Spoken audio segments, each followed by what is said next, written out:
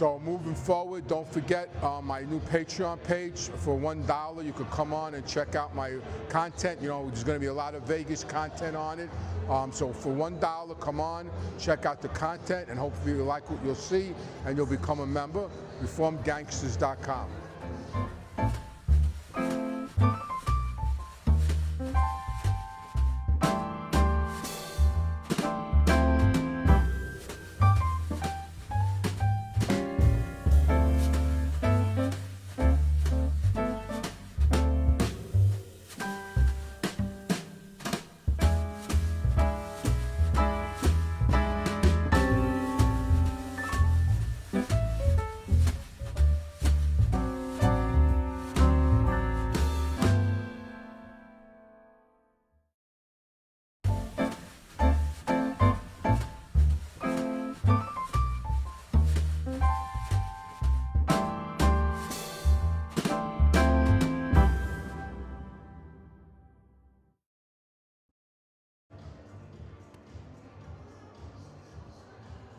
So here we are in Caesar's Palace, Las Vegas.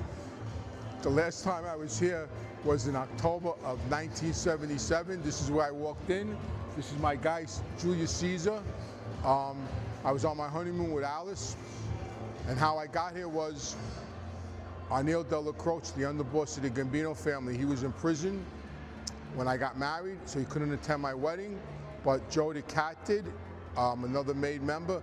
And Joe the Cat at the time owned a travel agent, and Arnel told Joe the Cat to send me to Vegas on him as my wedding present. So I came here to Caesar's Palace. I walked in that door right here, and this is the first thing I saw was the statue with Alice. I was only 24 years old. Back then the mob still ran Vegas, not like today. And I walked in and I had a suite. Arnel, the underboss of the Gambino family, got me a suite here. I also had a $2,000 limit in the casino credit, which was great, that I didn't have to pay if I lost, which I did lose and I didn't pay. And when I walked in, I got up to the registration and I gave the people my name. The guy went like this: "Right this way, Mr. and Mrs. Ruggiano." I was treated like gold because Neil Della Croce sent me here, and Vegas was still mob controlled. And outside the door, I'm looking outside the door now, and none of that was there. There was a strip mall across the street at the time, and I actually went in there to make a bet, and Vegas was completely different. Last night I went around, and all the old hotels I went to were gone. I remember I got out of a hotel, I went to see Neil Sedaka. Whoever remembers Neil Sedaka, at I believe it was the Dunes, and I got out of the show, and I got in a cab, and I asked the cab driver if there was any other shows, and he goes, "Yeah, Red Fox XXX was at the Sands," and he took me to the Sands, and back then everything went through the casino. No matter where you went, you had to walk through the casino in those old hotels and casinos, and the line to get into Red Fox was through the casino out the door. And I walked up to the front of the line, and I had money in 1977, and I took out a $100 bill, and I gave it to the guy, and he went, "Right this way, Mr. and Mrs. Ruggiano," because I gave him my name, and he gave me like my own private booth in the thing, and I saw Red Fox. It was hilarious, you know, but this is where it all started, in Caesar's Palace. You know, the mob had Vegas. I benefited from it. That was my wedding present. And, you know, I walked in this lobby and, you know, it brought back a lot of memories. You know, I was just a young kid just starting out. And me and Alice had a really good time here. I thanked Neil when he got out of prison. And, you know, it was a really good experience, fun experience. And now I'm back in Vegas, and it's just totally different than it was back then. You know, I'm going back over 40 years ago. But I'm glad I'm back. So moving forward, don't forget my new Patreon page. For $1, you could come on and check out my content. You know, there's going to be a lot of Vegas content on it. So for $1, come on, check out the content, and hopefully you like what you'll see, and you'll become a member. ReformedGangsters.com.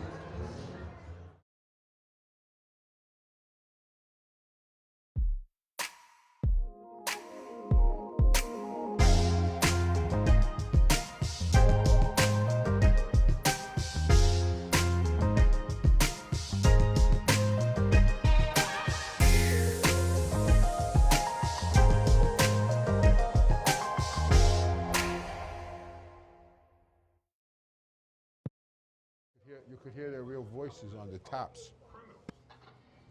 These are individuals. The majority of them are psychopaths. Crime Lab. There's Sonny. There's the Donnie Brasco. That's the real Donnie Brasco right there with the sunglasses on. Oh no, that's the one he dropped in the pipe when he killed the guy in the hallway.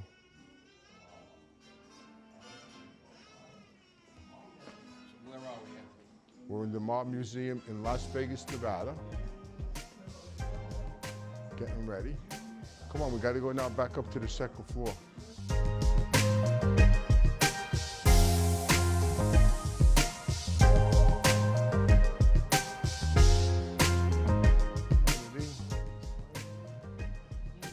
Kennedy.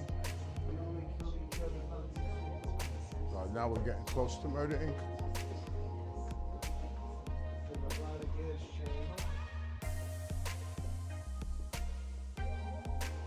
Mob goes to war. We found it. Here it is. Here he is. There's Uncle Hap. Look. That's the electric chair they got. That's the chair. That's the chair. Alvin Anastasia. Where's Garino? They never put his picture up. Caesar Garino's uncle. He was one of them. No, Abe Rellis gave him up. Abe Rellis. They don't have his picture up here either. I gotta take a picture of that. I don't know if that's a real one to work. So. Let's narrate a little bit. Good, and yourself? Happy Mayoni Murder Incorporated. My wife Alice's great uncle, and my son's he's my son's great uncle too. So my son has Happy Mayoni blood in him and Fat Andy blood in him, and that's the Dasher Abidando.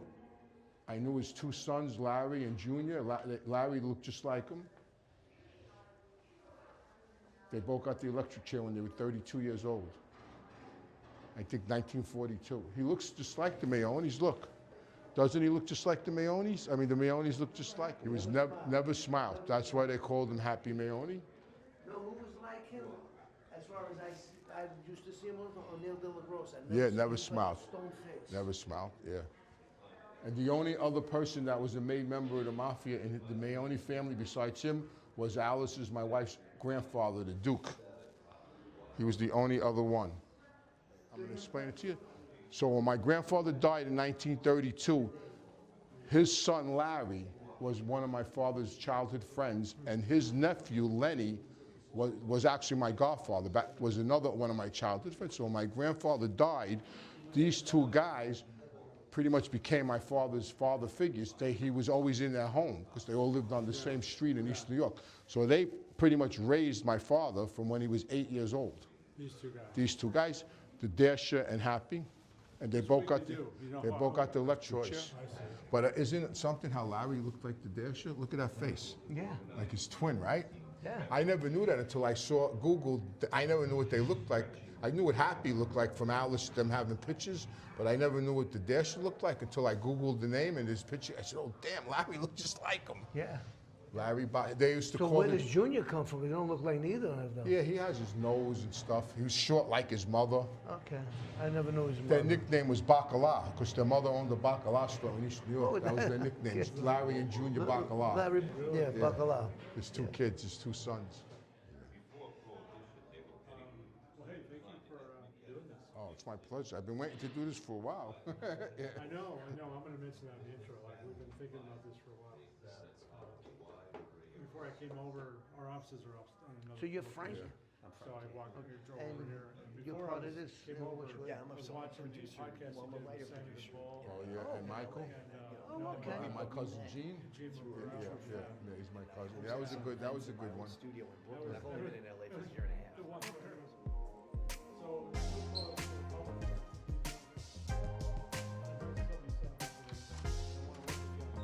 Yes.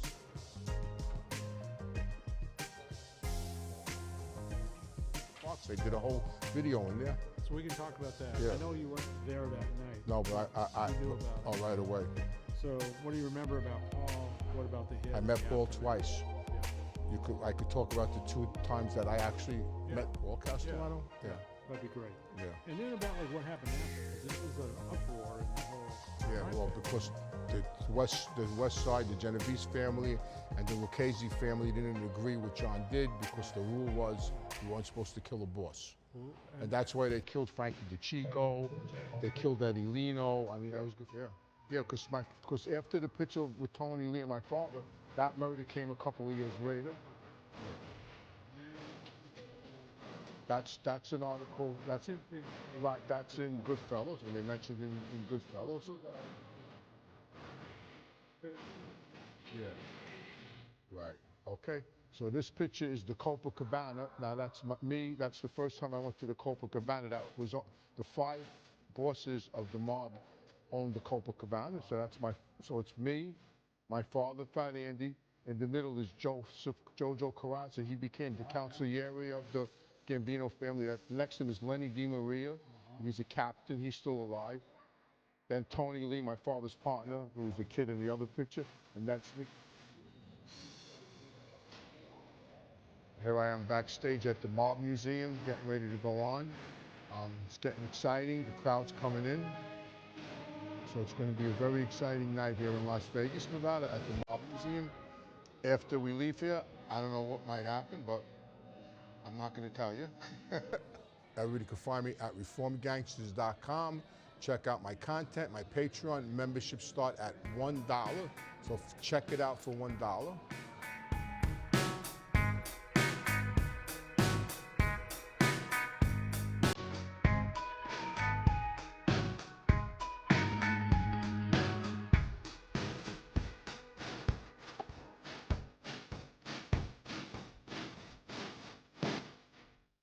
The sound in the basement with Desiree. I remember all that. I remember in 78, you had Mom I used to go in the back and play pool. Yeah, It we was did actually- the night my father shot the pinball machine? No, but Carlos had chosen the underboss instead of Paul, life would be different now. If Carl would have chose Neil as the underboss, all our lives. Instead of Paul. All our lives would be different now. It seems like after kind of the mob went downhill a little bit, after Paul took over, and I know everybody expected Neil to become the new boss. But do you think if Neil had become the boss, things would have been different? Definitely. Paul was a racketeer. Neil was a gangster. There's a difference. Sean Gotti was a gangster. My father was a gangster. Paul was a racketeer. He was a businessman. Don't get me wrong. He had no qualms about having people killed, giving the order for people to die, which he did. But he was just a businessman. He was greedy. Nobody liked him. Especially my father's guys like John Gotti and my father and Tony Lee and Angelo Quattro, they argued with Neil to become the boss. And all our lives would have been different if Neil became the boss because they would all been in different positions. That murder would have never took place. So everybody's life would be different. John Gotti may have never became the boss. For your attention tonight, and I'm very interested. I'll answer a few other questions if you want on the way out. But let's please round of applause for Anthony.